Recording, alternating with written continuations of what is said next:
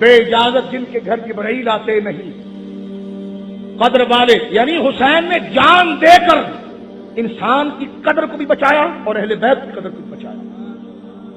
اس لیے آپ نے فرمایا اللہ اکبر کہ جس وقت امام علی مقام کے سامنے کوئی نہ آ پائے تو آپ کو دائرہ لے کر انہوں نے تیروں سے مارنا شروع کیا۔ تیر آپ کے بدن پر لگتے گئے یہاں تک کہ آپ گھٹنے کے بل زمین پر آئے۔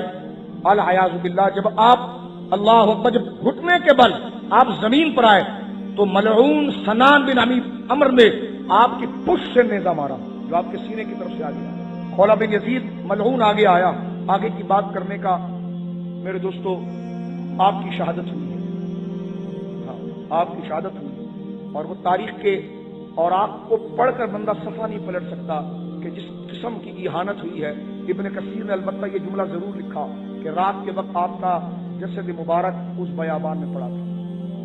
علامہ ابن کثیر نے البدایہ میں لکھا ہے میرے دوستو یہ بات اللہ اکبر کہ عمر بن سعد ملعون نے رات کے وقت امام حسین کے بدن پر اپنا گھوڑا چڑھایا۔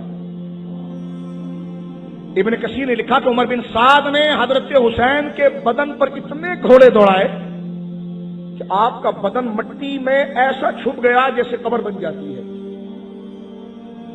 یہ آپ کے لاشے کی بے حرمتی وہاں پر کی گئی، اور خود عمر بن سعد نے یہ بات کی پہلے تیر چلاتے وقت۔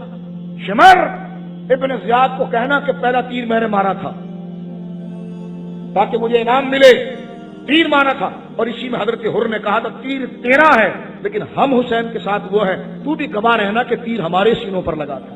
یہ بھی تاریخ لکھے گی اور وہ بھی لکھے گی۔ تو یہ حضرت حسین ابن علی رضی اللہ تعالیٰ عنہ کے ساتھ آج کی شب اور کل کے دن میرے دوستو اہل بیت کے گھرانے کے ساتھ یہ ظلم و ستم ہوا۔